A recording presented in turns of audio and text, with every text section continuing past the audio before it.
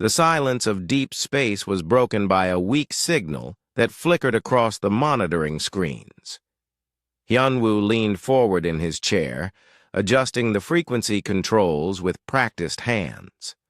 For 3 years, he had worked aboard the Terran, Deep Space Monitoring Station Aegis, listening to the endless whispers of the cosmos. Most days brought nothing but cosmic background radiation and the occasional automated beacon from human cargo ships. But this signal was different.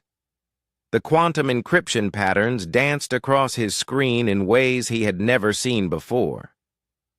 The mathematical structure was too complex for any human design, yet too organized to be natural phenomena.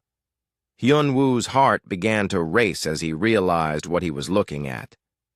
This was alien communication. So Young, I need you here right now, he called across the small communications bay. The linguistic specialist looked up from her translation algorithms, saw the expression on his face, and moved quickly to his station. "What do you have?" she asked, sliding into the chair beside him. "Unknown transmission from the Vega system. The encryption is beyond anything in our databases, but the underlying mathematics suggest intelligent origin." Hyunwoo played the signal again, watching the patterns flow across the screen.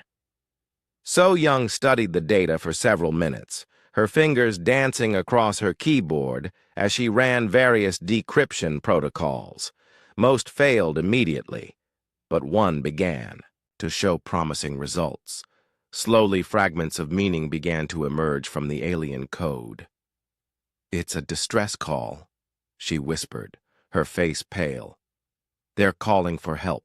The translation was rough at first, but as So Young's programs learned more about the alien language structure, clearer messages began to appear.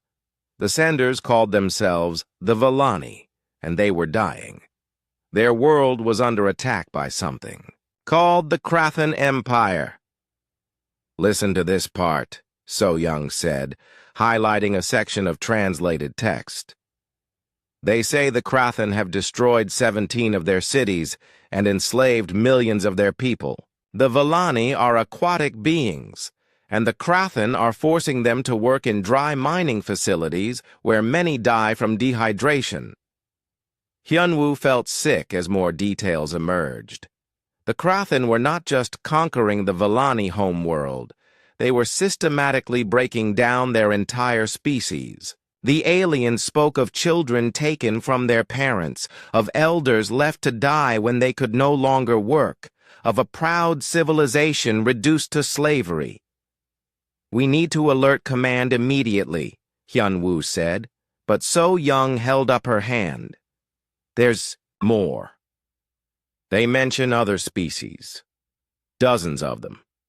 The Krathan have been doing this across multiple star systems for generations. They consider it their right as the strongest species in the galaxy." The two humans worked through the night, decoding more of the Vellani transmissions. What they discovered painted a picture of an empire built on cruelty and domination. The Krathan saw themselves as apex predators, and every other species as prey to be hunted, captured, and used. But the most chilling discovery came when So Young intercepted Krathan military communications. The alien language was different from Vellani, but her programs were beginning to crack their codes as well. "They know about Earth," she said quietly. "They've detected our radio signals and classified us as a primitive species. They call us Deathworlders and say we're not worth their attention yet." Hyunwoo read the translation with growing anger. The Krathan spoke of humans the way humans might discuss insects. They noted Earth's violent weather, dangerous animals, and harsh environments as evidence that any species evolving there would be too savage and primitive to pose a threat to civilized galactic society. "They have no idea what they're talking about," Hyunwoo muttered. "They think surviving Earth makes us weak." Admiral Dongmin arrived at the monitoring station 12 hours after receiving their emergency transmission. He was a veteran of the asteroid wars. a man who had spent decades fighting in the vacuum of space where a single mistake meant death. His weathered face showed no emotion as he reviewed the translated alien communications. "How reliable is this? Intelligence?" he asked. "So young. The linguistic patterns are consistent across multiple transmissions. The mathematical encryption methods show clear signs of advanced civilization. This is genuine alien communication, and the distress calls are real." The Admiral studied the star charts showing the Vega system. It was 27 light years from Earth, well within range of humanity's fastest ships. The journey would take 6 weeks using their best hyperspace drives. "What do we know about Krathan military capabilities?" Dongmin asked. Hyunwoo pulled up the intercepted tactical communications. "Their ships use energy weapons and defensive shields. They seem to rely on overwhelming force rather than sophisticated tactics. Most importantly, they've never encountered kinetic weapons or missile systems. They fight like traditional predators," So Young added. "Their communications show they expect other species to submit when faced with superior strength. They don't understand persistence hunting or cooperative tactics." Admiral Dongmin was quiet for a long moment, considering the implications. Humanity had achieved faster-than-light travel only 50 years ago, and they had been cautious about venturing too far from home. Most human colonies were still within 20 light years of Earth. Contact with alien species had been theoretical, until now. "The Villani are asking for help from anyone who might receive their signals," the Admiral finally said. "They probably don't even know we exist." "Should we respond?" Hyunwoo asked. "Not yet. First, we need to understand what we're dealing with." Dongmin activated his secure communication system. "I'm calling an emergency session of the Defense Council. If the Krathan are systematically enslaving entire species, Earth could be next on their list." "Admiral," So Young said hesitantly, "there's something else. The Villani transmissions mention a concept they call the Great Hunt. The Krathan believe it's their destiny to conquer all life in the galaxy. They see it as a natural law. The strong must dominate the weak. And they've classified humanity as weak because we come from a dangerous world," Hyunwoo added. "They think our environment made us primitive instead of strong." Admiral Dongmin smiled grimly. "They're about to learn the difference between a predator and an apex predator. Schedule a meeting with Captain Min-ho of the Soul's Pride. If we're going to respond to this distress call, we'll need our best ship and crew."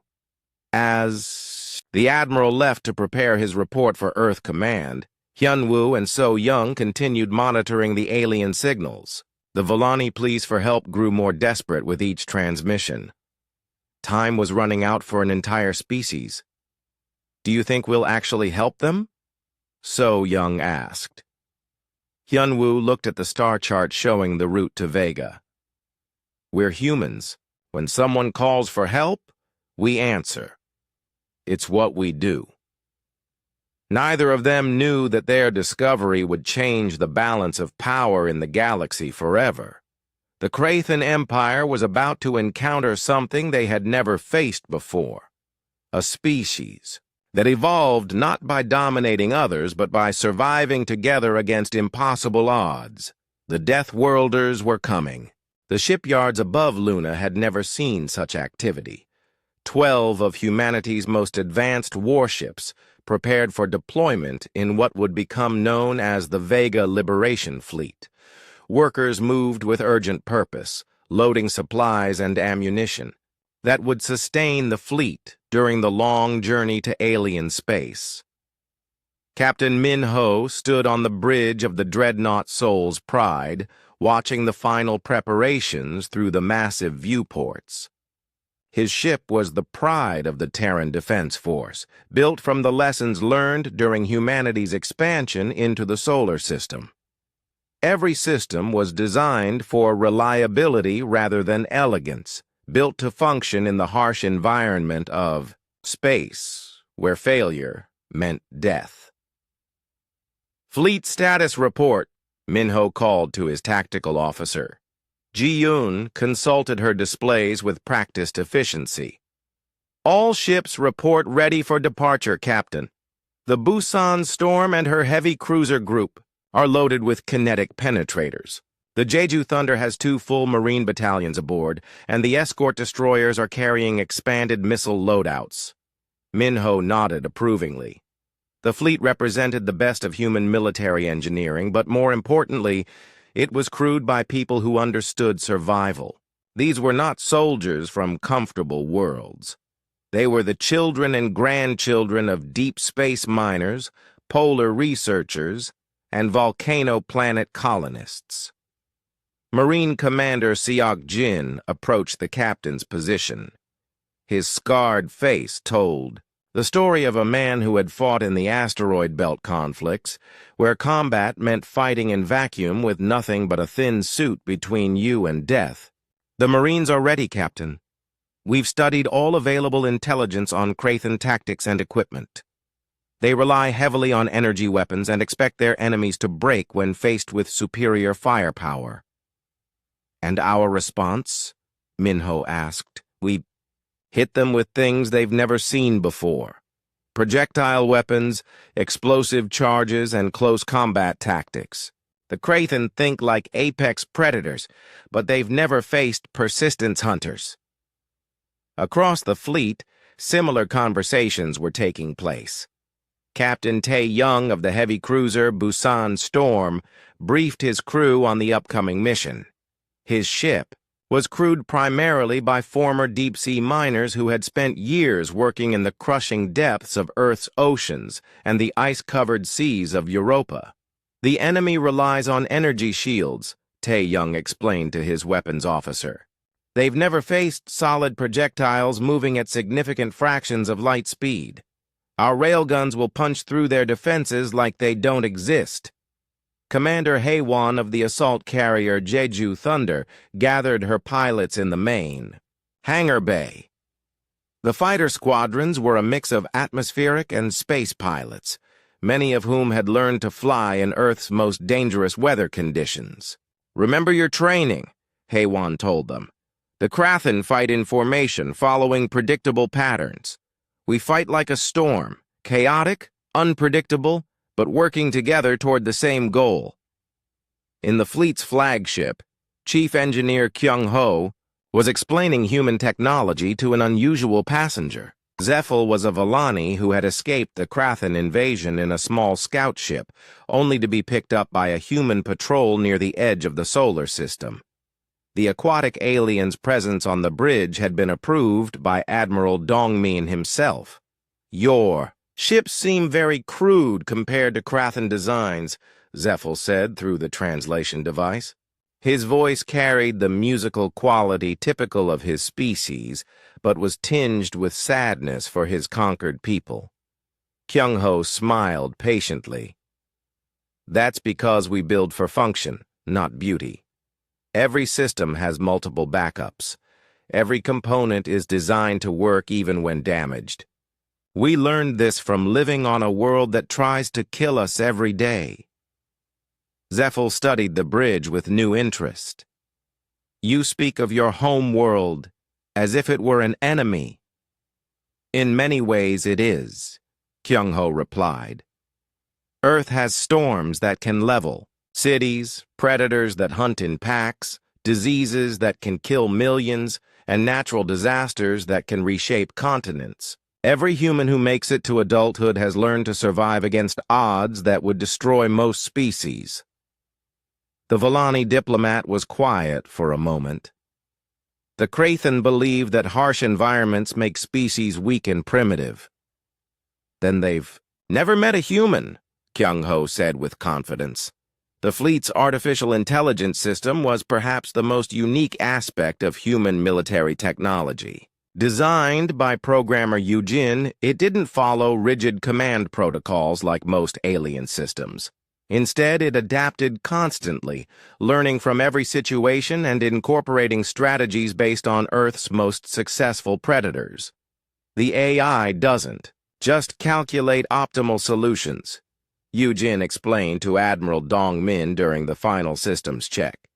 It understands pack hunting, ambush tactics, and persistence hunting. It can coordinate complex multi-unit operations while allowing individual commanders to adapt to local conditions.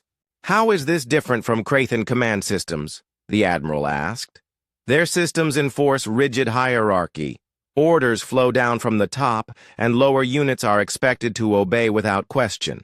It works well when you're stronger than your enemy, but it breaks down when faced with unexpected challenges. And our system? Our system expects chaos. It plans for things to go wrong and gives local commanders the authority to adapt.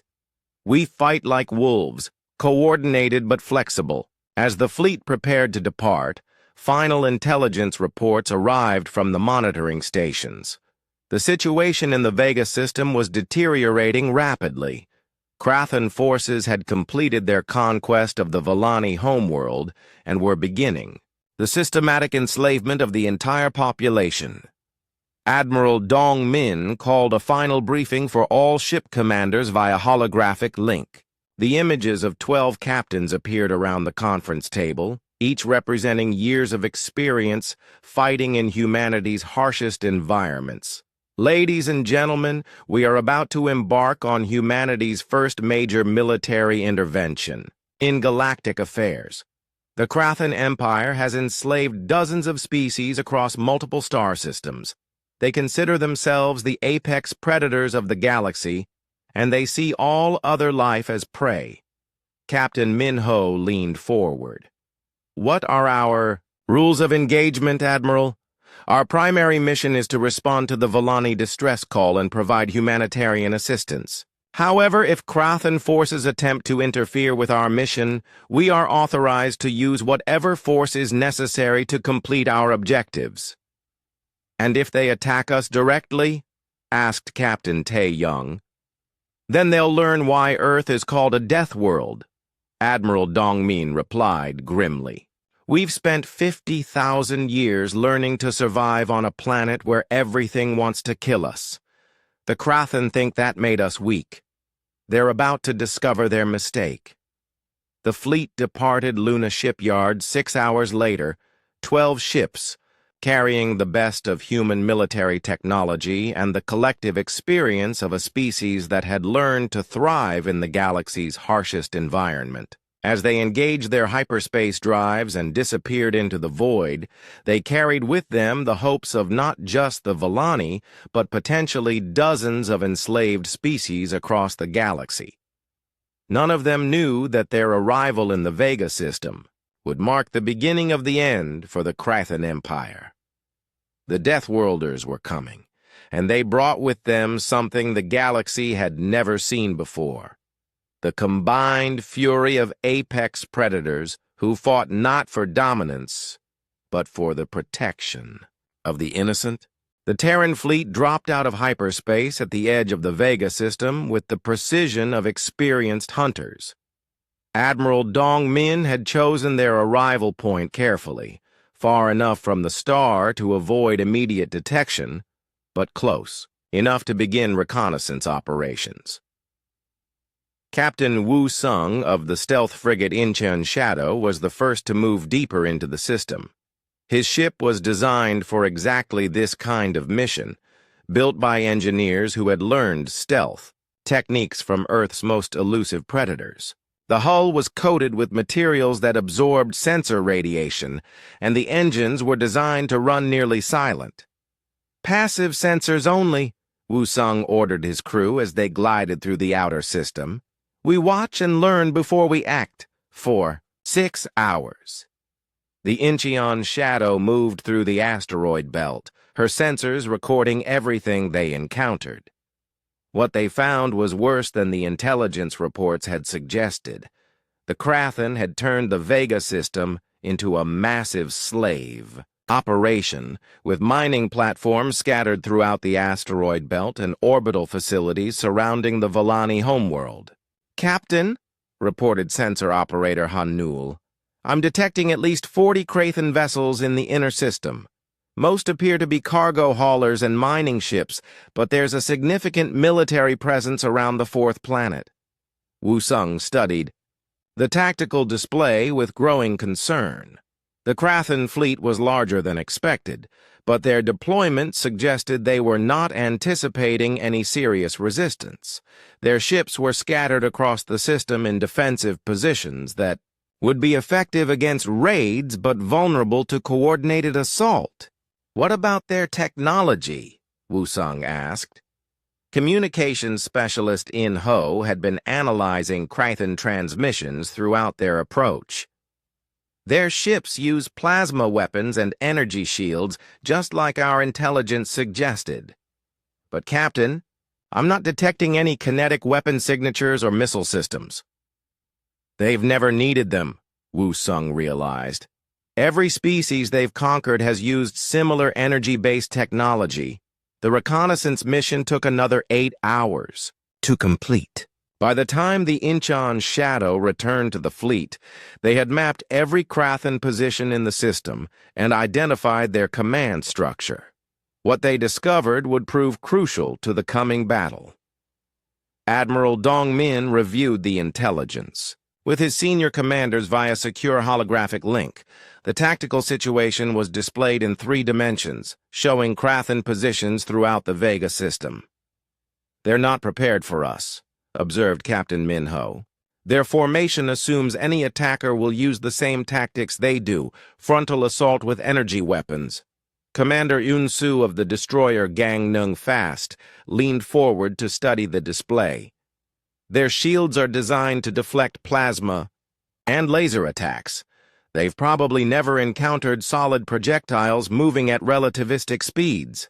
"That gives us a significant advantage," agreed Captain Tae Young. "Our railguns will punch through their shields like they're made of paper." Admiral Dong Min highlighted a cluster of ships near the Volani homeworld. "Intelligence indicates this is their command group.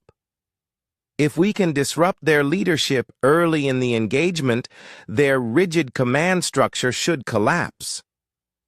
"What about civilian casualties?"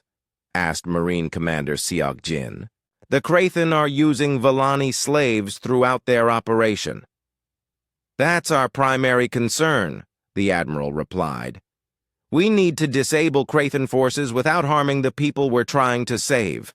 This requires precision, not brute force." The first engagement came sooner than expected. A Krathen patrol squadron detected anomalous sensor readings and moved to investigate. Commander Yun Su, commanding the Advanced Destroyer Group, found herself face-to-face with alien warships for the first time in human history. 3 Krathen, vessels approaching from bearing 047, reported her tactical officer. "They're scanning us with active sensors." Yuan Su studied the alien ships through the main viewer. They were elegant compared to human designs, with smooth curves and energy fields that glowed with internal power. But she had spent years fighting pirates in the asteroid belt, and she recognized overconfidence when she saw it. "They're not even raising shields," she observed. "They think we're primitives."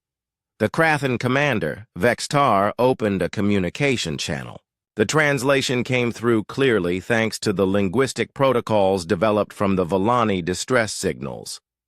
"Unknown vessels, you are trespassing in Krathen territory. Identify yourselves and prepare to be escorted to a processing facility." Yun Su almost smiled. The alien was treating them like another species to be enslaved. "This is Commander Yun Su of the Terran Defense Force. You are interfering with a humanitarian mission.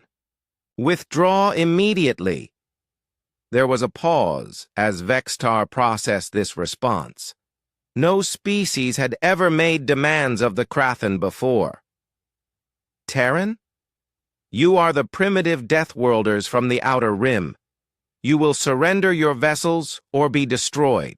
Negative, Yunsu replied calmly. This is your final warning.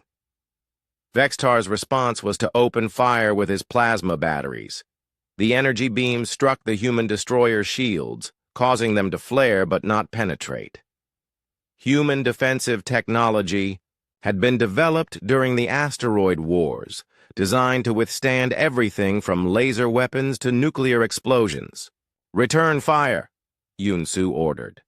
Railgun batteries, target their propulsion systems. The human response was unlike anything the Krathen had ever experienced.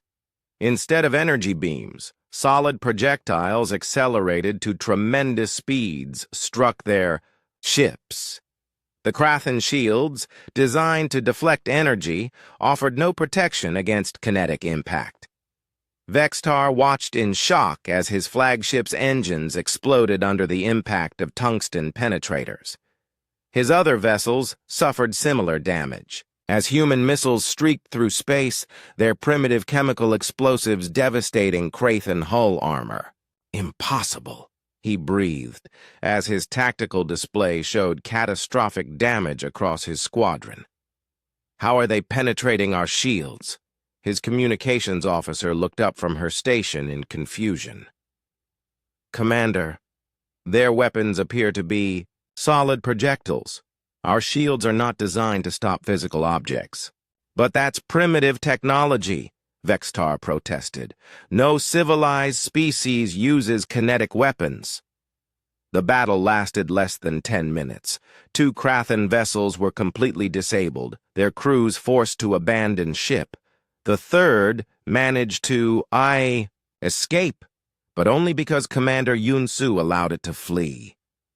Let them run, she told her crew. We want them to report what happened here. Vextar's damaged ship limped back to the Krathen fleet, carrying news that would shake the Empire to its foundations. The humans fought with weapons that bypassed their most advanced defenses, and they showed a level of tactical coordination that suggested pack-hunting behavior. They are not primitive, Vextar reported to his superiors. They are apex predators disguised as prey. Meanwhile, the human fleet began receiving transmissions from Villani resistance groups throughout the system. Word of the human arrival had spread quickly among the enslaved population, bringing hope to those who had given up all possibility of freedom. Medical officer Hyojin treated the first Villani refugees brought aboard the human ships. The aquatic beings were in terrible condition, suffering from dehydration and malnutrition after months of forced labor in environments hostile to their physiology. They're incredibly resilient, Hyojin reported to Admiral Dongmin. Despite everything they've endured, they're eager to help with our mission. They have detailed intelligence on Krathen facilities throughout the system. What about their military capabilities? The Admiral asked. They were a peaceful species before the invasion, but they're learning quickly. Some of their resistance groups have been conducting sabotage operations against Krathen mining facilities. Admiral Dongmin studied the tactical reports with satisfaction. The first engagement had exceeded all expectations, but he knew the real test was yet to come. The Krathen would adapt to human tactics, and their main fleet still commanded the inner system. Signal all ships, he ordered. We advance to Phase 2. It's time to show the Krathen what happens when you threaten the innocent. The Deathworld fleet moved deeper into the Vega system, carrying with them the hopes of an enslaved species and the fury of apex predators who had finally found worthy prey. Admiral Dongmin stood before the holographic display showing the entire Vega system, his experienced eyes analyzing every Krathen position. The enemy had pulled their forces back to defend key installations, creating what they believed was an impenetrable defensive network around the Villani homeworld. They're thinking like territorial predators, he observed to his staff. "They've claimed the high ground and expect us to come to them." Captain Minho joined the Admiral at the tactical display. "A frontal assault would be costly, even with our technological advantages. They have numerical superiority and defensive positions, which is why we're not going to attack their strength," Dongmin replied with a predatory smile. "We're going to implement Operation Typhoon. The Krathen think like apex predators, but they've never faced persistence hunters. Operation Typhoon was based on hunting strategies developed by Earth's most successful pack predators. Instead of a single crushing attack, human forces would strike multiple targets simultaneously, disrupting Krathen supply lines and command structures, while the main fleet engaged their primary forces." Lieutenant Sang Ho received his mission briefing aboard. The assault transport docked strike. His commando unit was composed of soldiers who had trained in the most hostile environments in human space. The volcanic mining stations of Io, the crushing depths of Europa's oceans, and the radioactive wastes of Ganymede's industrial sectors. Your target is the Krathen supply depot at asteroid designation Vega 7, Sang Ho told his team. "Intelligence indicates this facility coordinates resource shipments for their entire operation. Destroy it, and their fleet will be operating on limited supplies within days." Sergeant Boram checked her equipment one final time. Her squad specialized in zero-gravity combat, techniques learned from years of fighting pirates in the asteroid belt, where any mistake meant drifting helplessly into space. "What about enemy strength?" she asked. "Minimal security. The Krathen don't expect anyone to be capable of reaching their rear positions. They've never faced an enemy that could operate independently in deep space for extended periods. The commandos, launched from their transport in individual stealth pods, each following a different trajectory toward the target asteroid. The approach took 12 hours, with each pod following a ballistic course that would avoid Krathen sensor sweeps. Sang Ho's pod was the first to reach the asteroid, attaching to the surface with magnetic grapples designed for zero-gravity operations. He activated his suit's cutting laser and began carving through the facility's outer hull. "Breaching now," he reported on the secure channel. "Interior appears to be pressurized with Krathen atmosphere." The facility's design reflected Krathen psychology, large open spaces that demonstrated power and intimidation, but which also made defense difficult. The aliens had never needed to design for small unit infiltration, because no species in their experience conducted such operations. Boram's squad entered through the main loading bay, overwhelming the few guards with weapons specifically designed for shipboard combat. The Krathen defenders were armed with energy weapons that were powerful, but required direct line of sight. The humans used projectile weapons that could ricochet around corners and explosive charges that turned the facility's own structure against its defenders. "Resistance is lighter than expected," Boram reported. "The Krathen fight like individuals, not as coordinated units." This observation proved crucial to understanding Krathen weaknesses. As apex predators, they were accustomed to dominance through individual strength rather than pack coordination. When faced with human small unit tactics, their response was predictable but ineffective.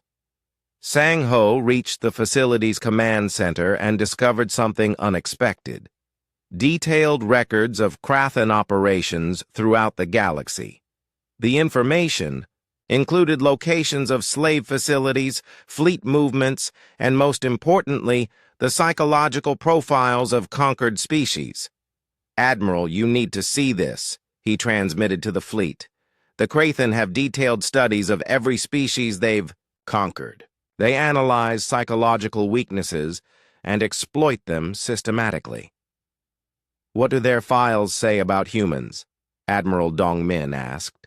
Sang Ho scrolled through the data with growing amusement. "According to their analysis, humans are primitive. Deathworlders with territorial, aggressive tendencies, but lacking in cooperative behavior. They expect us to fight as individuals and break when faced with superior numbers. They couldn't be more wrong, the Admiral replied. Continue your mission. The destruction of the supply depot went exactly as planned.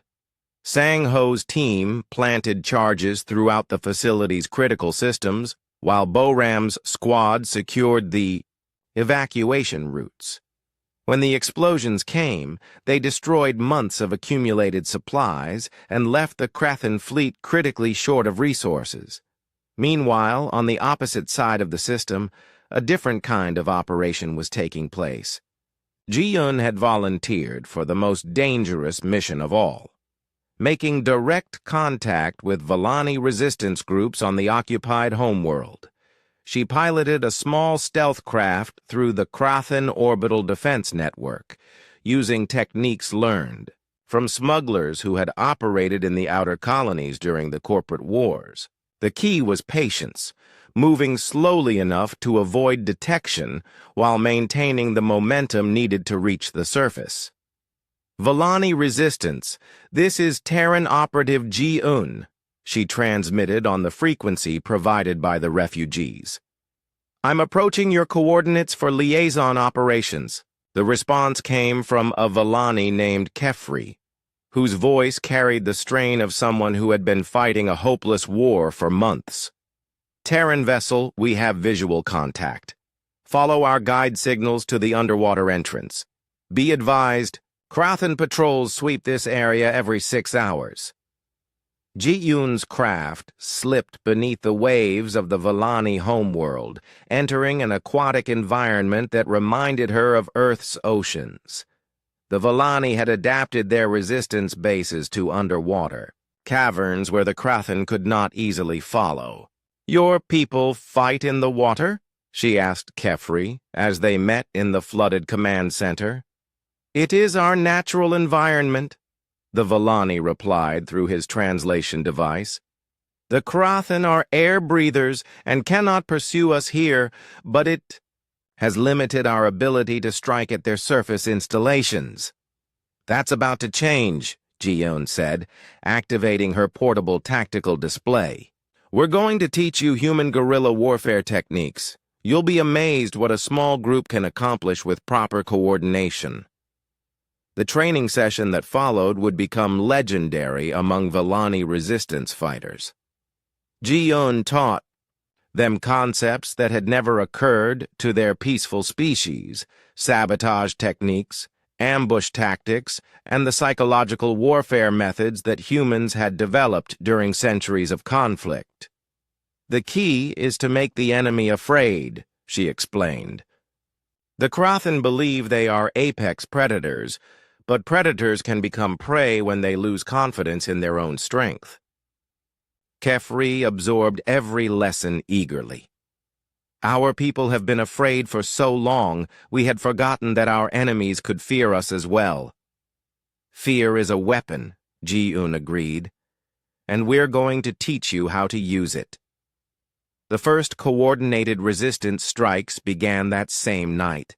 Volani teams used human-designed explosive charges to destroy Krathen communication relays while staying completely submerged in their planet's extensive waterways. The aliens found themselves fighting an enemy they could not see or predict. Back in space, Admiral Dongmin watched the tactical reports with satisfaction. Operation Typhoon was exceeding all expectations. Krathen supply lines were breaking down. Their communication networks were under constant attack, and their forces were being pulled in multiple directions simultaneously. The enemy is responding exactly as predicted, Captain Minho observed. They're trying to reinforce every position at once instead of concentrating their strength. Persistence hunting at its finest, the Admiral agreed. We don't need to be stronger than our prey. We just need to be more determined. The Krathen War Admiral Kethros was discovering the truth of this statement as reports flooded in from across his fleet. Supply shortages, communication breakdowns, and unexpected resistance attacks were undermining his force's effectiveness faster than any direct assault could have achieved. "How are these primitives coordinating such complex operations?" he demanded of his intelligence staff. "Unknown, War Admiral. Their tactical patterns do not match any civilized military doctrine. They appear to be operating as independent hunter packs while maintaining strategic coordination." Kethros studied the reports with growing unease. The humans were not fighting like any species in Krathen experience. They struck where they were not expected, used weapons that bypassed Krathen defenses, and showed a level of tactical flexibility that seemed almost supernatural. "Signal all units," he ordered. "We consolidate our forces around the primary installations. If they want a direct confrontation, we will give them one." Admiral Dong Min smiled when he received intelligence of the Krathen redeployment. The enemy was doing exactly what he wanted them to do, concentrating their forces for a decisive battle where human advantages would be most pronounced. "Signal the fleet," he ordered. "Phase 3 begins now. It's time to show the Krathen the difference between a predator and an apex predator." War Admiral Kethros assembled his fleet in what he believed was an impregnable formation around the Vallani homeworld. 73 Krathen warships formed concentric defensive rings, with the most powerful vessels protecting the orbital slave. Processing facilities. It was a formation designed to crush any enemy foolish enough to challenge Krathen supremacy. "The primitive Deathworlders will break themselves against our shields," Kethros declared to his subordinate commanders. "Their crude weapons may have surprised our patrol units, but they cannot stand against the full might of the Krathen warfleet." He was about to learn how wrong he could be. Admiral Dong Min studied the Krathen formation from the Bridge of Souls' pride, noting every ship position and defensive arrangement. The enemy had made exactly the mistake he hoped they would, concentrating their forces in a rigid formation that prioritized individual ship protection over tactical flexibility. "They're fighting like a pride of territorial predators," he observed to Captain Minho. "Strong individually, but vulnerable to coordinated pack tactics." "What are your orders, Admiral?" Minho asked. "We implement pack hunt formation. Signal all ships. We're going hunting." The human fleet approached the Krathen defensive line in a formation that seemed chaotic to alien observers, but followed patterns learned from Earth's most successful pack predators. Instead of a single line of battle, human ships moved in coordinated groups that could support each other while maintaining the flexibility to exploit any opening. Captain Tae Young commanded the first attack group aboard Busan Storm. His heavy cruiser was accompanied by 4 destroyers, moving in a formation that mimicked wolf pack hunting behavior. They approached the Krathen outer perimeter at maximum speed, drawing enemy fire while the other human groups maneuvered for advantageous positions. "Krathen vessels are targeting us with plasma batteries," reported his tactical officer. "Their shields are holding formation. They expect us to break off or charge directly at them." "Then we'll do neither," Tae Young replied calmly. "All ships implement Pattern Echo 7. The human formation suddenly scattered, each ship following a different vector that took them around the Krathen defensive line rather than through it. The aliens found themselves firing at targets that refused to behave predictably, while human weapons struck them from unexpected angles. Kethros watched the tactical display with growing confusion. "What are they doing? This is no military formation." "I recognize." His tactical advisor studied the human movement patterns with professional interest. They appear to be surrounding us, War Admiral, but their forces are too scattered to concentrate effective firepower. Both aliens were thinking in terms of traditional fleet combat, where opposing forces met in organized formations and exchanged fire until one side was defeated. They had never encountered an enemy that fought like a pack of hunters isolating prey. The first Krathan ship to fall was a heavy cruiser on the outer perimeter. Commander Unsu's destroyer group had maneuvered behind it while the crew was focused on engaging Taeyong's ships. Human railgun rounds struck the vessel's engines at point-blank range, crippling its ability to maneuver. Target is disabled, but not destroyed, Unsu reported. Moving to next objective. This was crucial to human strategy. Rather than destroying enemy ships outright, they focused on disabling key systems, engines, weapons, and communications. A disabled ship required rescue efforts that pulled other vessels out of formation, while a destroyed ship was simply written off. Kethros realized the danger as more of his ships reported critical damage. All vessels, Titan formation, do not allow the humans to isolate individual ships. But his order came too late. The human pack hunt was already in full swing, with multiple groups coordinating to overwhelm isolated Krathan vessels while avoiding the main concentration of enemy firepower. In the atmosphere above the Vellani homeworld, a different kind of battle was taking place. Pilot Da Yun led her fighter squadron in support of Vellani resistance operations using tactics adapted from Earth's aerial predators. Krathan atmospheric fighters approaching from the east, her wingman reported. 12 contacts moving in. Tight formation. Da Yun studied the enemy formation with professional interest. The Krathan pilots flew like they expected air combat to be a series of individual duels, each pilot seeking to prove their personal superiority over the enemy. Break by pairs, she ordered her squadron. Use Falcon tactics, high speed, hit, and run. Never let them engage on their terms. The human fighters scattered across the sky, using their superior speed and maneuverability to avoid direct confrontation while striking at the Krathan formation's edges. Daeyun's pilots had trained in Earth's most dangerous weather conditions, learning to fly in storms that would ground most aircraft.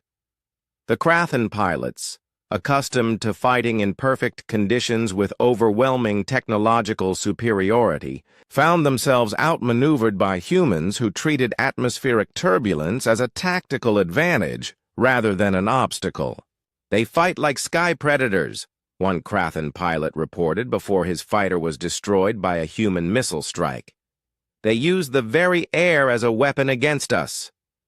Back in space, Engineer Kyung-ho was implementing the most audacious part of the human battle plan.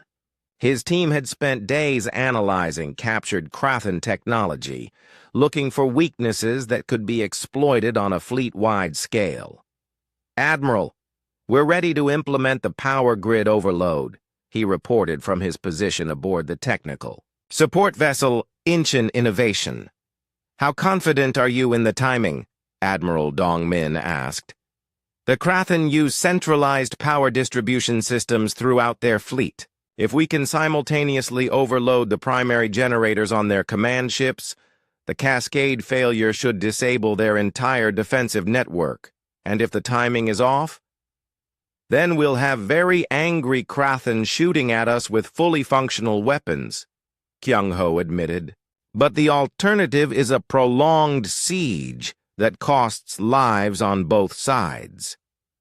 The operation required split-second coordination across the entire human fleet. Each ship had to target specific systems on designated Krathan vessels at precisely the same moment, creating a chain reaction that would cascade through the enemy's interconnected power grid. "All ships report ready," Captain Minho announced. "Targeting solutions locked." "Execute," Admiral Dong-min ordered. For a brief moment, Space around the Volani homeworld lit up with the flash of human weapons striking Krathen power generators. Dozens of precisely aimed shots hit their targets within milliseconds of each other, overloading systems that were never designed to handle such coordinated assault. The effect was spectacular. Krathen ships throughout the formation suddenly went dark as their power grids failed in sequence. Emergency systems activated, but many vessels found themselves drifting helplessly while their crews struggled to restore basic functions. War Admiral Kethros watched his fleet die around him with the horror of a predator suddenly realizing it had become prey. "How is this possible? We are the apex species of the galaxy." His communications officer looked up from her console with panic in her voice. "War Admiral, we're receiving surrender transmissions from 17 vessels. Their crews are abandoning ship." "Krathen do not surrender," Kethros roared. But even as he spoke, more of his ships were broadcasting surrender codes as their crews realized the futility of continuing the fight.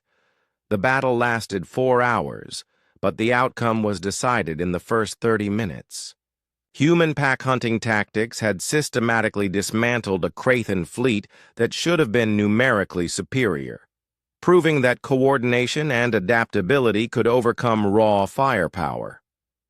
As the last Krathen resistance collapsed, Admiral Dongmin opened a communication channel to the enemy flagship. "War Admiral Kethros, this is Admiral Dongmin of the Terran Defense Force. You are defeated. Order your remaining vessels to stand down and prepare to receive humanitarian aid for your wounded." Kethros stared at the human admiral's image with a mixture of respect and bewilderment. "You fight like no species we have ever encountered. What are you?" "We're persistence hunters," Dongmin replied simply, "and you've been hunting the wrong prey." The surrender of the Krathen fleet marked the end of their empire's expansion, but it was only the beginning of something much larger. News of the human victory was already spreading to enslaved species across the galaxy, carrying with it a message that had been forgotten for generations. The apex predators could be defeated. Freedom was possible. The Deathworlders had shown the galaxy a new way to fight, and nothing would ever be the same.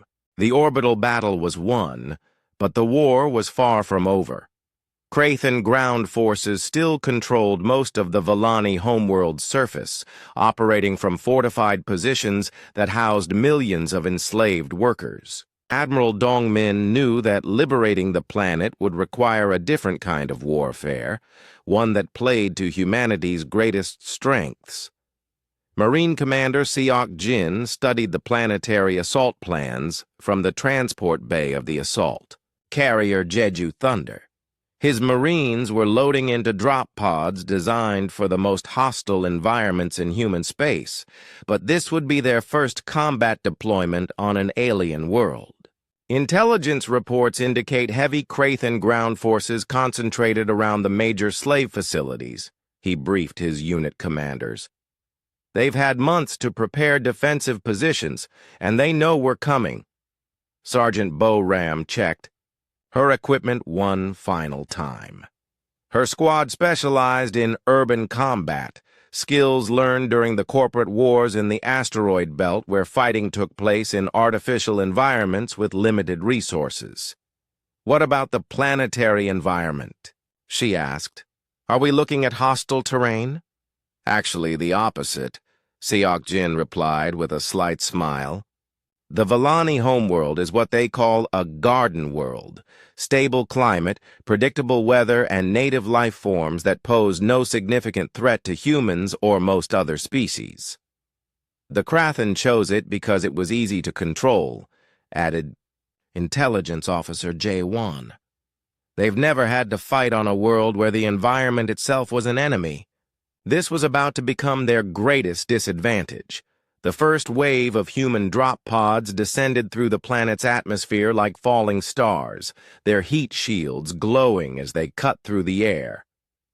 But instead of landing near the Krathen fortifications, they touched down in areas that intelligence had identified as the planet's most challenging environments. Bo-Ram's pod crashed through the canopy of a dense swamp that bordered one of the major slave camps. The Krathen had avoided this area because the terrain was difficult to navigate and offered no strategic value.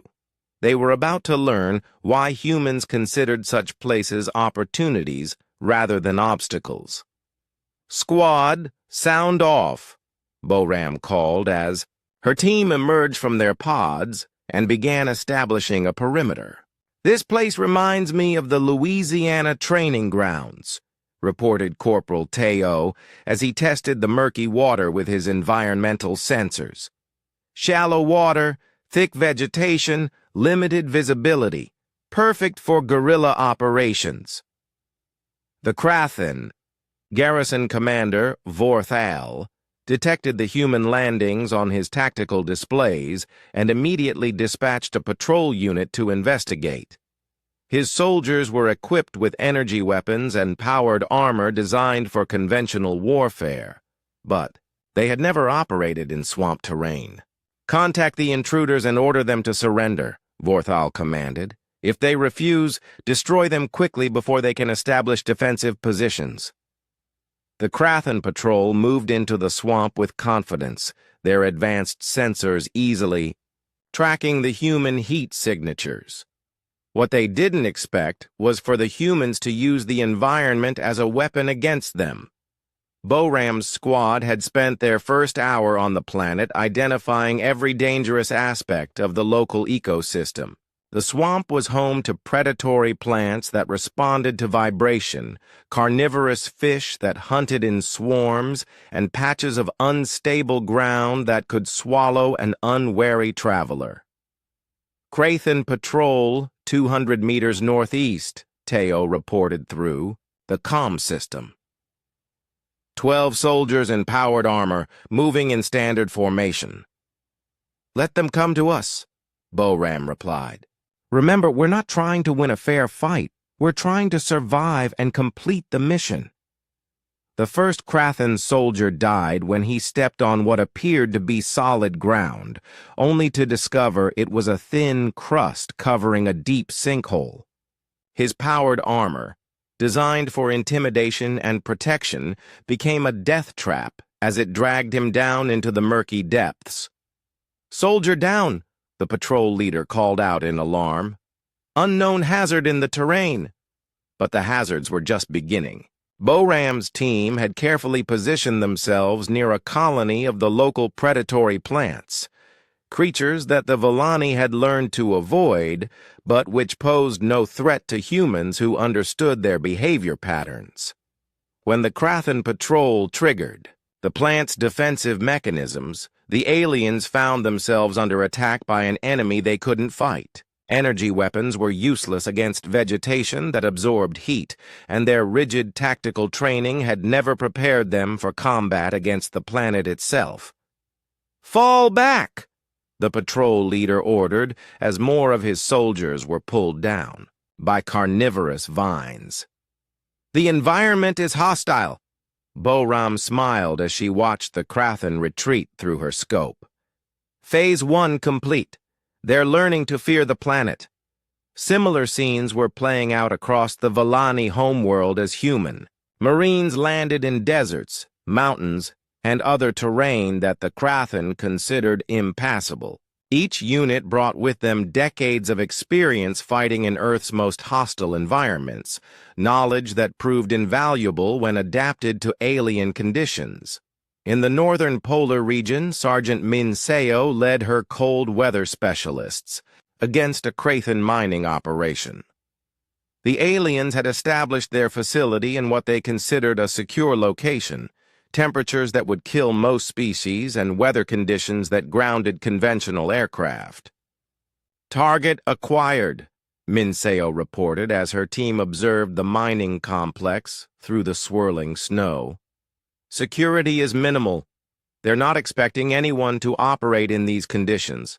Her assessment was correct. The Krathen had never encountered a species that could not only survive in extreme cold, but actually use it as a tactical advantage. Minseo's team moved through the blizzard like ghosts, invisible to thermal sensors and undetected by guards who couldn't imagine anyone being foolish enough to attack in such weather. The assault was swift and decisive.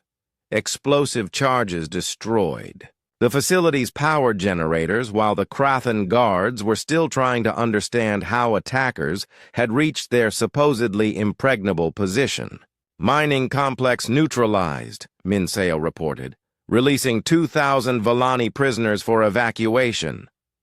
Commander Vorthal watched his tactical displays with growing horror as human forces struck throughout his operational area. Each attack came from terrain he had dismissed as impassable, using tactics that seemed to violate every principle of civilized warfare. How are they moving through these environments? He demanded of his staff. Our environmental specialists said these areas were lethal to carbon-based life forms. Unknown, Commander, his aide replied nervously. The humans appear to be operating in conditions that would kill most species within hours. Then they must be using advanced environmental suits or terraforming technology. Intelligence officer, Jae-Won would have laughed if he had heard this conversation. The Krathen were so accustomed to using technology to overcome environmental challenges that they couldn't conceive of a species that had adapted biologically to survive in extreme conditions. Sir, Jae-Won reported to Commander Seok-jin from his position overlooking the main slave complex. I've cracked their communication codes. The Krathen commanders are completely confused by our tactics. They keep referring to our operations as impossible and unnatural. What's their response? Seok-jin asked. They're pulling back to their most heavily fortified positions and requesting reinforcements from other systems. Commander Vorthal is reporting that his forces are under attack by environmental phantoms who strike without warning and disappear into terrain that should be lethal. Seok-jin studied the intelligence reports with satisfaction. The psychological impact of human tactics was proving as effective as the physical damage they were causing. The Krathen were learning to fear not just human soldiers, but the very planet they had thought they controlled. Signal all units, he ordered. Phase 2 begins now. We start liberating the slave facilities. The assault on the main slave complex began at dawn, but not with the frontal attack the Krathen expected. Instead, human forces emerged from the swamps, descended from the mountains, and rose from desert sands like manifestations of the planet's own fury. Vorthal watched his perimeter defenses crumble as humans attacked from directions he had believed impossible. His energy barriers were useless against enemies who used the terrain itself as cover, and his powered armor troops found themselves outmaneuvered by soldiers who moved through hostile environments like they were strolling through a park. Request: immediate orbital bombardment of our own position, he transmitted to the fleet. The humans have turned the planet against us. But there was no fleet left to respond. The orbital battle had been decisive, and the Krathen ground forces were truly alone against an enemy that had made the hostile planet their ally. As the slave complex fell to human assault, thousands of Volani prisoners emerged into sunlight for the first time in months. Many wept as they saw their rescuers, beings from another world who had traveled across the galaxy to fight for strangers. Why? Asked one elderly Volani, as medical officer Hyojin treated his injuries. Why would your people risk everything for us? Hyojin looked up from her medical scanner with a gentle smile. Because 3 months had passed since the first human ships responded to the Volani distress call, and the galaxy was transforming in ways that no one could have predicted. Captain Tae-young stood on the observation deck of the Busan Storm, watching. As the last Krathan slave transport departed from the liberated world of Nexus Prime, the massive ship carried not prisoners, but refugees, former Krathan soldiers and civilians who had chosen exile rather than face judgment for their empire's crimes. Many had been shocked to discover that humans offered safe passage even to their former enemies, a concept of mercy that was alien to Krathan culture. "Final transport is clear of the system," reported his communications officer. "The Nexan Cooperative is requesting permission to begin recolonization of their traditional territories." Tae-young nodded approvingly. The Nexans were one of dozens of species that had thrown off Krathan rule in the wake of humanity's victory. Their aquatic homeworld had been strip-mined for rare minerals, but with Krathan forces gone, the native population was beginning the long process of rebuilding their civilization.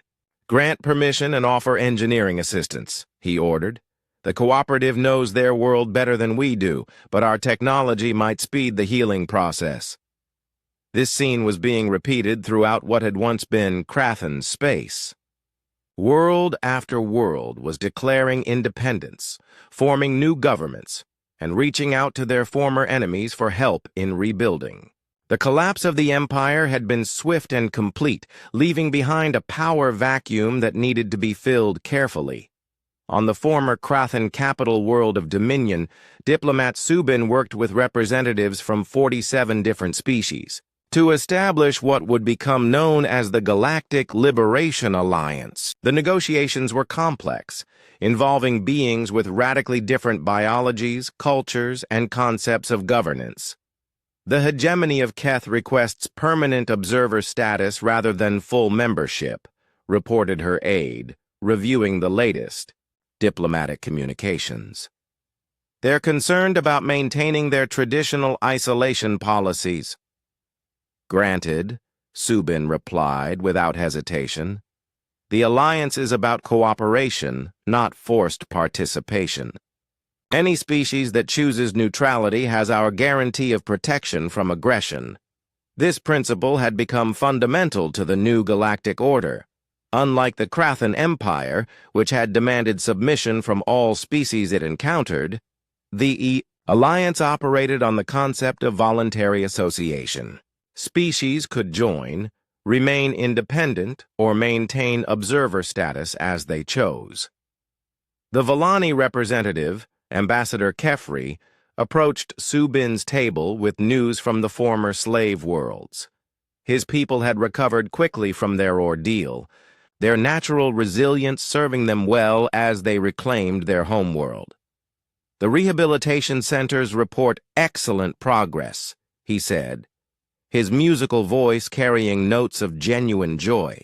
"The former slaves are adapting well to freedom, though many still struggle with the concept that they can make their own choices." "That will take time," Subin replied gently. "Generations of oppression aren't overcome in a few months. The important thing is that they have the opportunity to heal."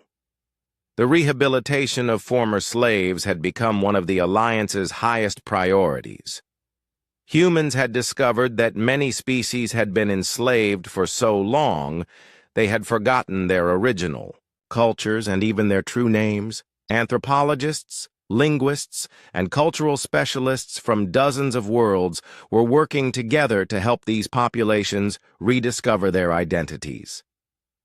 Back in human space, Admiral Dong Min reviewed reports from across the galaxy at his headquarters on Luna Station. The scope of the change was staggering. An empire that had dominated multiple star systems for centuries had collapsed in a matter of weeks, replaced by a voluntary alliance that was growing stronger every day. The latest intelligence reports show 3 more Krathan fleet commanders have requested sanctuary, his aide reported. They're offering to turn over intelligence on remaining loyalist forces in exchange for clemency. Accept their surrender and process them through the war crimes tribunals. Dongmin ordered. But make sure they understand that cooperation doesn't guarantee freedom from consequences. The question of justice for Krathan war criminals had been contentious within the Alliance.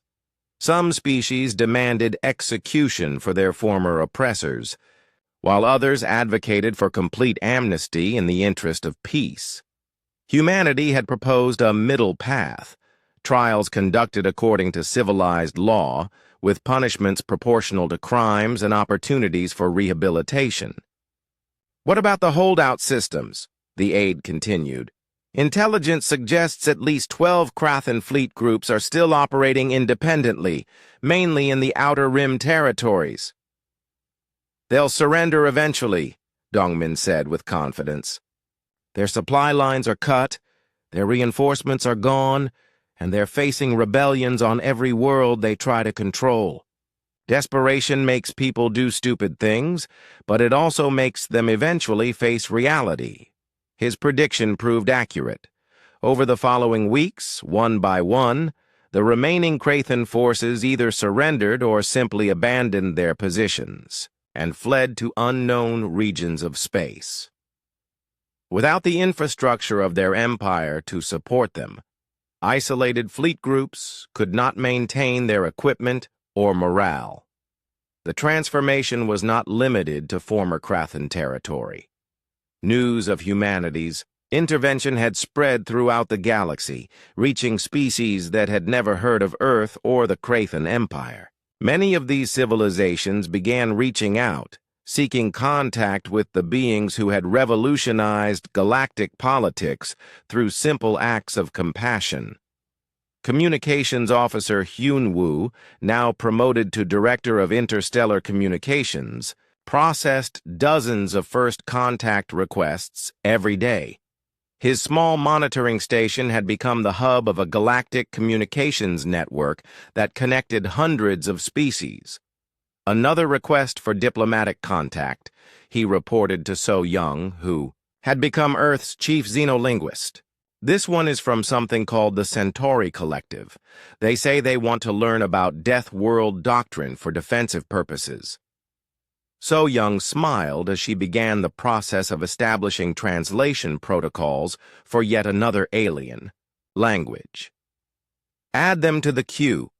At this rate, we'll need to establish a formal diplomatic corps just to handle all the contact requests.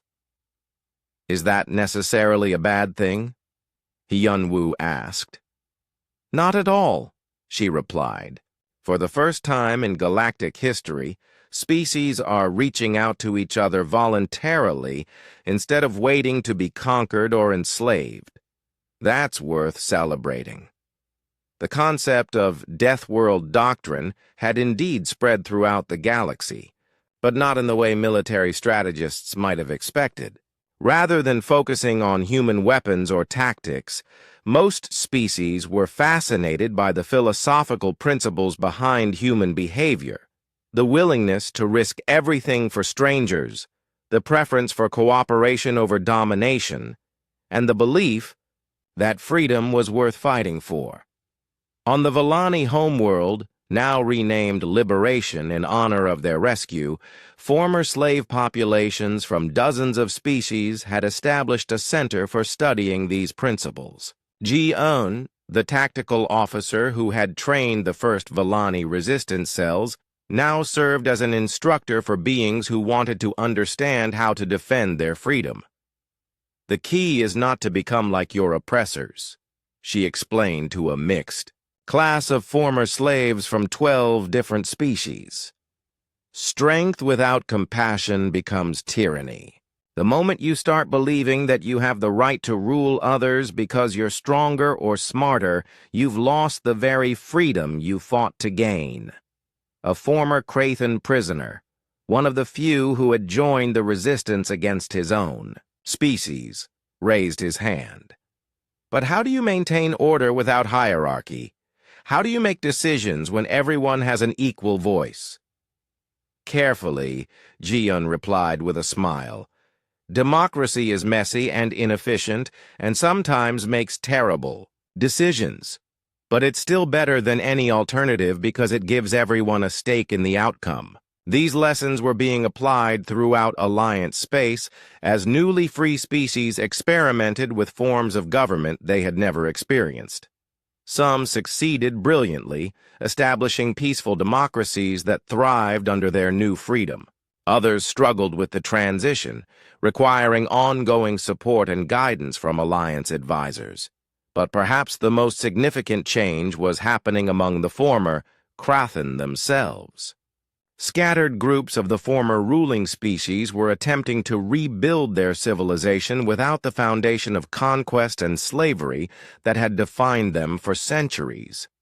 On a small world at the edge of former Krathen space, engineer Kyung-ho worked with reformed Krathen technicians to establish a peaceful colony based on sustainable resource extraction rather than exploitation.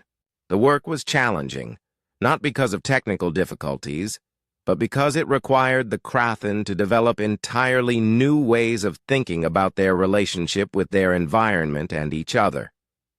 "The irrigation system is complete," reported Vektar, a former Krathen warrior who had become a surprisingly effective agricultural engineer. "The crop yields should be sufficient to support the entire colony without..."